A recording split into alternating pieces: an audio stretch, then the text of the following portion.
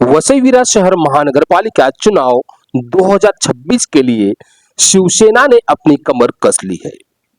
महानगरपालिका पर भगवा फहराने के संकल्प के साथ विरार पूर्व के विवांता होटल में एक भव्य पदाधिकारी और कार्यकर्ता सम्मेलन का आयोजन किया गया। इस कार्यक्रम में महाराष्ट्र के उप मुख्यमंत्री और शिवसेना के मुख्य नेता एकनाथ शिंदे विशेष रूप से उपस्थित रहे। इस सम्मेलन का मुख्य उद्देश्य आगामी महानगरपालिका चुनाव के लिए विजय रणनीति तैयार करना था। कार्यक्रम के मुख्य रूप से चुनाव जीतने के लिए जमीनी स्तर पर बूथ प्रमुख मुहिम और अधिक सक्रिय बनाने पर जोर दिया गया। वसई विरार के सर्वांगीण विकास और नागरिकों की समस्याओं के समाधान हेतु पार्टी के विजन को साझा किया गया।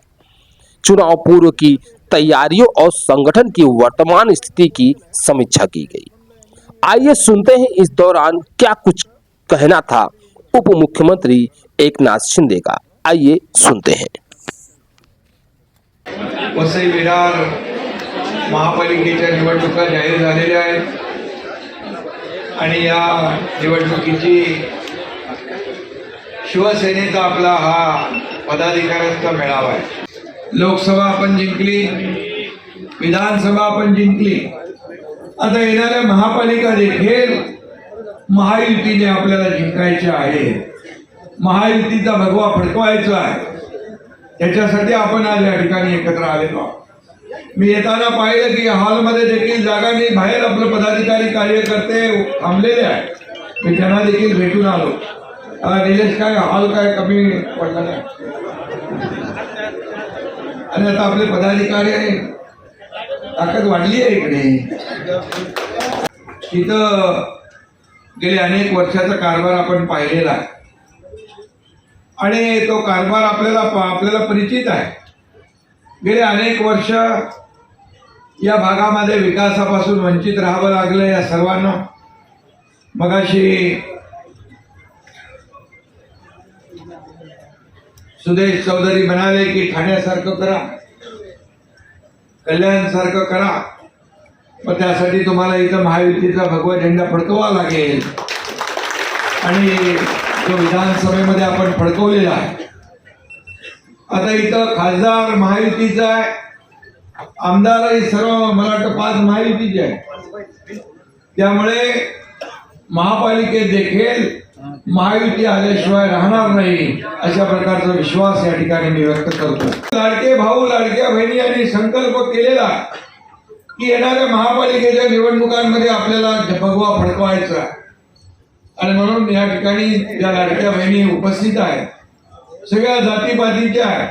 दर महिन्याची ओवाळणी आपली चालू आहे का, भेटते आणि हे परमनंट आहे। मुख्यमंत्री माझी लाडकी बहीण योजना, एक लाडकी लखपती योजना, एसटी मध्ये 50% सवलत, मुलींचं उच्च शिक्षण मोफत, शेतकऱ्यांना काय आपलं शहरी भाग आहे, परंतु इतर वयोश्री योजना, इतर योजना आपण केल्या। या योजना सगळ्या सुरू राहणार, कारण काही लोकांनी या योजना बंद करायला घेतल्या होत्या। योजना कोर्टात गेल्या होत्या बंद करायला, परंतु तुमचा हा एकनाथ शिंदे मुख्यमंत्री होता, त्यामुळे दिलेला शब्द पाळणारा हा मुख्यमंत्री आहे आणि म्हणून कोणी माईकाला आला तरी लाडकी बहीण योजना कधी बंद होणार नाही हा शब्द आहे। एकनाथ शिंदे हा कार्यकर्ता म्हणून काम केलंय, कालही मुख्यमंत्री होता तेव्हाही कार्यकर्ता म्हणून काम केलंय, आजही कार्यकर्ता म्हणून काम करतोय, उद्याही कार्यकर्ता म्हणूनच काम करणार। वसई विरार पूर्णपणे या ठिकाणी पाहतोय गेले अनेक वर्ष काय विकास केलाय। मला वाटतं खासदारांनी जवळपास 1100 कोटी रुपये या ठिकाणी केंद्रातून देखील या ठिकाणी आणलेले आहेत।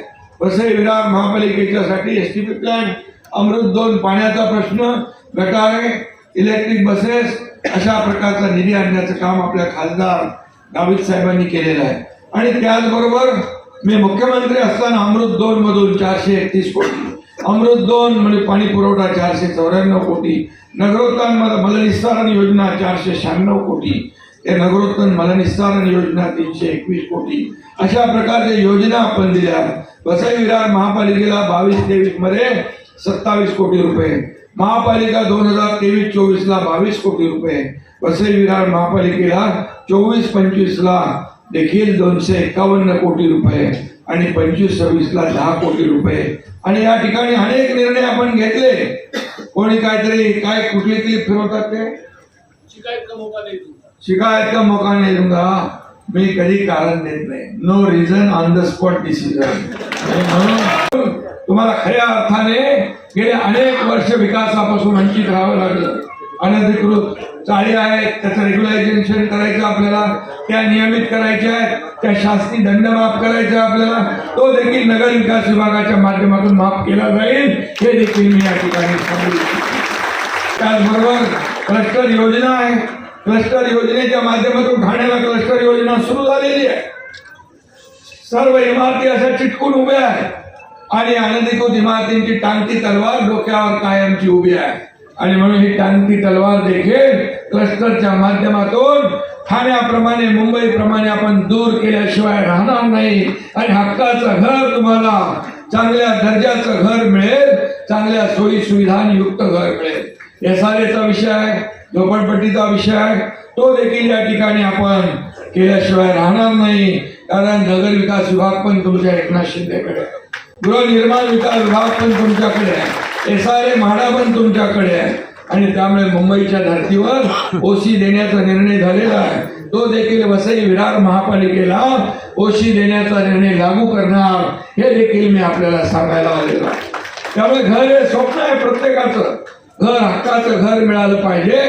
पंतप्रधान आवास योजना, सर्वांसाठी घरं, ही योजना जी संकल्पना मांडली आहे, बाळासाहेबांनी देखील मुंबईत 40 लाख लोकांना मोफत घरं देण्याचा संकल्प सोडला. त्याची पूर्तता आपण करतोय. सुरुवात झाली आहे आणि मला त्याचा आनंद आहे. मुंबईमध्ये अनेक प्रकल्प सुरू झाले, ठाण्यात अनेक प्रकल्प सुरू झाले, तुमच्या वसई विरारमध्ये देखील अनेक प्रकल्प आपण या ठिकाणी घरांचे सुरू करू आणि या संपूर्ण वसई विरारचं कायम पालन केल्याशिवाय राहणार नाही.